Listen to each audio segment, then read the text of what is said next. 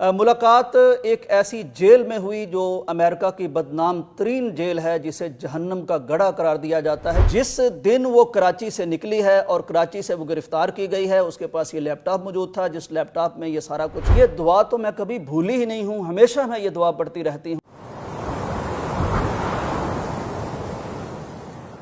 अस्सलाम वालेकुम नाज़रीन इकराम, उम्मत की और नबी कायनात की इस अहद में मज़लूम तरीन बेटी आफिया सिद्दीकी की ज़िंदगी में एक नया मोड़ आया है। 20 साल के बाद उसकी अपनी बहन से मुलाकात मुमकिन हुई है। नो डाउट इसमें बहुत बड़ा किरदार है सेनेटर मुश्ताक का। मुलाकात की तफसीलात जिस तरह सामने आई हैं वो रोंगटे खड़े कर देने वाली हैं। मुलाकात एक ऐसी जेल में हुई जो अमेरिका की बदनाम तरीन जेल है, जिसे जहन्नम का गड़ा करार दिया जाता है। ये कुल 3 मुलाकातें हुई हैं। 2 आफिया सिद्दीकी के साथ उसकी बहन फौजिया सिद्दीकी की मुलाकातें हुई हैं, और एक में शायद तीनों लोग मौजूद थे, जिनमें कलाइवो जो उनका वकील है ह्यूमन राइट्स की तरफ से, अमरीकी वकील है, और उनकी बहन फौजिया सिद्दीकी और सेनेटर मुश्ताक। इस मुलाकात की जो तफसीलात सामने आई हैं वो बहुत लर्जा बरंदाम कर देने वाली हैं। बताया जाता है कि उस जेल में दाखिल होते ही इंतहाई खौफनाक ऐसे मनाजर सामने आते हैं, और जो आवाज़ें सुनाई देती हैं वो भारी भरकम, ये जो जंजीरें पहनाई जाती हैं कैदियों को, और भारी हथकड़ियाँ और चाबियों के गुच्छे और इस तरह की खौफनाक आवाज़ें जेल में एंटर होते ही सुनाई देती हैं। कुछ 30 मिनट सेनेटर मुश्ताक के मुताबिक इन लोगों की तलाशी ली गई। फिर एक ऐसे कमरे में ले जाया गया कि जिस तरह एक छोटा सा कमरा होता है, उसके एक साइड पे आफिया सिद्दीकी मौजूद थी, जिनको उस वक्त जंजीरों से आज़ाद कर दिया गया था, लेकिन उसके बाद दोबारा से जंजीरों में जकड़ दिया जाएगा या जकड़ दिया गया। वो आई, उन्होंने जेल की खाकी वर्दी पहनी हुई थी। बताया जाता है कि तशद्दुद की वजह से उनके सामने के 4 दांत टूट गए थे। सर पे तशद्दुद की वजह से जो चोटें लगी हैं उनकी वजह से उनकी याददाश्त भी कुछ मुतासर हुई थी, और नफसियाती एक कैफियत का सामना भी उन्हें था। तो 2.5 घंटे की एक मुलाकात हुई, उसमें ज़्यादातर वो अपने बच्चों के लिए दुआएं भी करती रहीं और बार बार ये कहती रहीं कि मुझे जहन्नम के इस गड्ढे से निकाला जाए। आफिया सिद्दीकी की बहन फौजिया सिद्दीकी बताती हैं कि जब मैंने अपनी बहन को देखा तो मेरी हिम्मत नहीं पड़ी कि मैं अपनी वालदा की वफ़ात की ख़बर उनसे शेयर कर सकती, अगरचे वो बार बार वालदा के बारे में पूछ रही थी, लेकिन मैं यही कहती रही कि वालदा ने कहा है कि आप सब्र का दामन थामे रखें, हौसला रखें, यानी इस तरह की बातें। अपने बच्चों के बारे में बहुत डरी हुई थी कि मेरे बच्चों के साथ न जाने दुनिया क्या सलूक करेगी। पाँव में जॉगर थे और इस तरह की एक कैफियत थी। कुछ बातें बताई हैं सेनेटर मुश्ताक ने, आदमी दंग रह जाता है। वो कहते हैं मैंने जब उनको देखा तो उनके चेहरे पर मुझे एक सकीनत महसूस हुई, आंखों में बेपनाह कर्ब महसूस हुआ, और जब वो बोलती थी तो उनके लहजे में जैसे कि पूरी एक कायनात का दर्द सिमट आया हो, इस तरह की कैफियत थी। जब मुलाकात ख़त्म हुई तो आफिया सिद्दीकी जाना नहीं चाहती थी। ये मुलाकात कैसी मुलाकात थी कि जिसमें 20 साल के बाद अगर 2 बहनें मिलती भी हैं तो वो हाथ नहीं मिला सकती, वो गले नहीं मिल सकती, वो एक दूसरे के बदन को नहीं छू सकती, वो मुसाफा नहीं कर सकती। शीशे का एक मोटा पर्दा दरमियान में हायल था, और फ़ोन के रिसीवर के ज़रिए से एक दूसरे से बातें कर सकते थे, देख सकते थे, आवाज़ भी बराह रास्त नहीं सुन सकते थे। वो कहते हैं कि जब ये मुलाकात ख़त्म हुई तो आफिया उठना नहीं चाहती थी। रिसीवर पहले हमने रखा, बाद में आफिया ने रखा, और आखिर में जब बिल्कुल आखिरी मरहला पहुंच गया तो आफिया सिद्दीकी ने कहा कि मैं दुआ पढ़ा करती हूँ, वो दुआ मसनून दुआ प्यारे पैगंबर की मैं भूल गई हूँ। सेनेटर मुश्ताक कहते हैं कि मैंने कुछ उसने पढ़ी थी, लेकिन बेचारी अपनी इस कैफियत की वजह से वो दुआ भूल चुकी थी, तो मैंने कोशिश की कि जाते जाते उसे वो रिसीवर के ज़रिए से दुआ याद करवा दूँ। या हय्यु या क़य्यूम बिरहमतिका नस्तगीस या अस्तगीस, जिस तरह भी सीगा आता है वाहिद और जमा का। तो ये दुआ मैंने उन्हें याद कराई, और मैंने मैसेज भेजा था इससे पहली मुलाकात में कि हज़रत यूनुस अलैहिस्सलाम की दुआ ला इलाहा इल्ला अंता सुब्हानका इन्नी कुन्तु मिनज़ ज़ालिमीन ये पढ़ें। तो उन्होंने बताया कि ये दुआ तो मैं कभी भूली ही नहीं हूँ, हमेशा मैं ये दुआ पढ़ती रहती हूँ, और जब भी ये दुआ पढ़ती हूँ तो मुझे बड़ा सुकून मिलता है। और बातें करने की कोशिश की गई ताकि उनका जहन इस जेल के माहौल से थोड़ी देर के लिए सही कहीं और मुंतकिल किया जा सके। पूछा गया कि खाना कौन सा पसंद है, उन्होंने कहा ज़िंदगी में मेरी अब कोई دلچسپی نہیں رہی۔ ناظرین اکرام، ان کا قصور کیا تھا؟ مجھے بڑی حیرت ہوتی ہے کہ جب بھی ہم عافیہ صدیقی کی بات کرتے ہیں، یعنی ایک خاتون کا جرم جو امریکی عدالت کے مطابق یہ ہے کہ اس نے افغانستان میں فوجیوں پر اقدام قتل کی کوشش کی اور گن چھین کے فوجیوں پر تان لی، یعنی کوئی قتل نہیں کیا، کوئی گولی نہیں چلی۔ یہ بھی کتنی مضحکہ خیز قسم کی سٹوری ہے کہ ایک نہتی لڑکی جو ڈاکٹریٹ کر چکی ہے اور اس کی تعلیم اتنی شاندار ہے، اگر میں آپ کو بتاؤں کہ نوم چومسکی، جو اس وقت اس کو عالمی ضمیر کہا جا سکتا ہے، بہت بڑا اسکالر ہے امریکی، اس نے جب عافیہ صدیقی نے گریجویشن کی تو وہاں وہ موجود تھا، اور یہ استاد بھی ہیں عافیہ صدیقی کے۔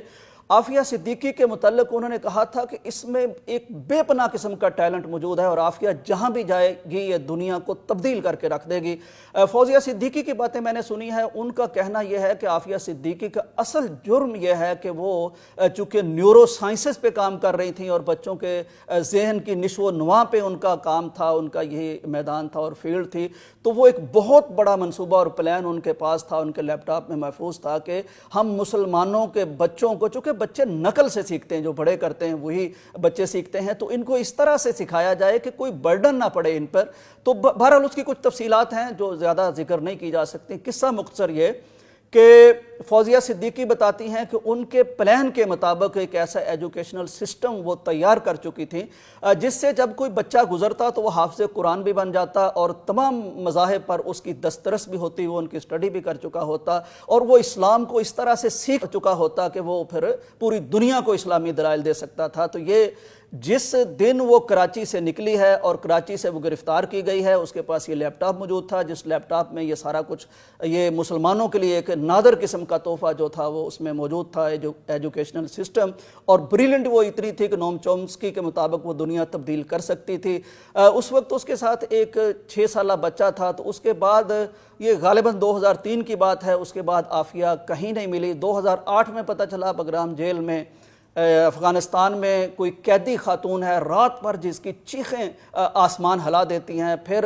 ایوان ریڈلے نے عمران خان کے ساتھ اسلام آباد میں ایک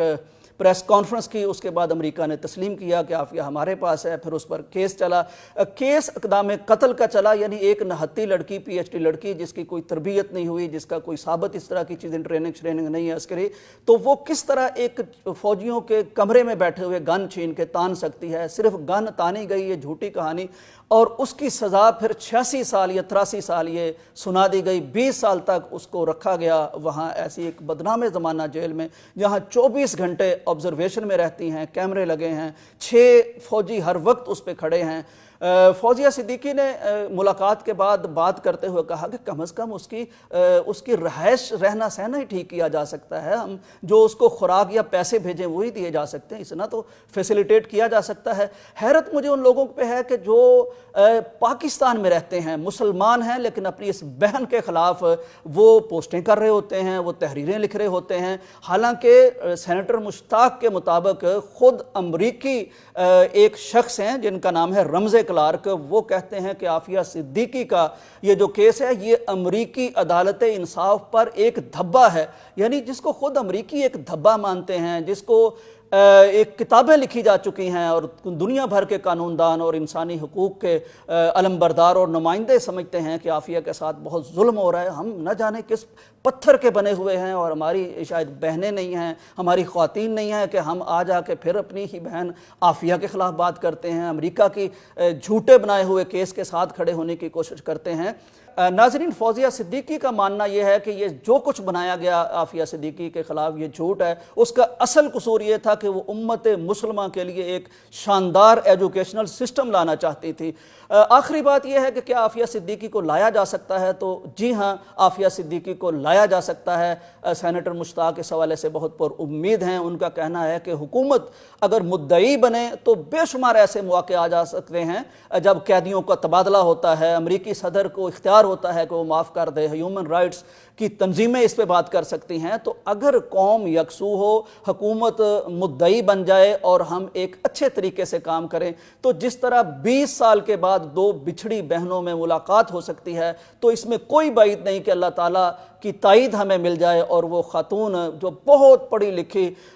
دنیا کی ٹاپ کی یونیورسٹی کی گریجویشن کی اس نے، پھر پی ایچ ڈی کی، اور پڑھی لکھی خاتون، وہ صدیوں کی جو سزا بھگت رہی ہے وہ اس کو معاف ہو جائے اور وہ اپنے گھر پہنچ جائے گی۔ لیکن یہ ممکن تب ہوگا جب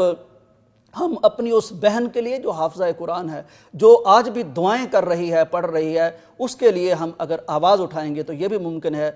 پیغام ان کا پوری قوم کے نام یہی تھا کہ اسٹیبلشمنٹ ہو، فوج ہو، عدلیہ ہو، عوام ہوں، حکومتیں ہوں، وہ انہیں اس گڑھے سے نکالیں۔ اللہ سے دعا ہے کہ اللہ تعالیٰ اس دکھیاری قوم کی بیٹی کو اپنے بچوں سے ملائے، اپنے گھر سے ملائے، بہن سے ملائے، اور اپنے وطن واپس لائے، گھر واپس لائے۔ اجازت دیجیے، اللہ حافظ۔